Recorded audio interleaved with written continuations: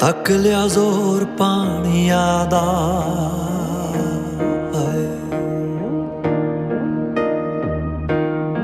ਤੱਕ ਲਿਆ ਜ਼ੋਰ ਪਾਣੀਆਂ ਦਾ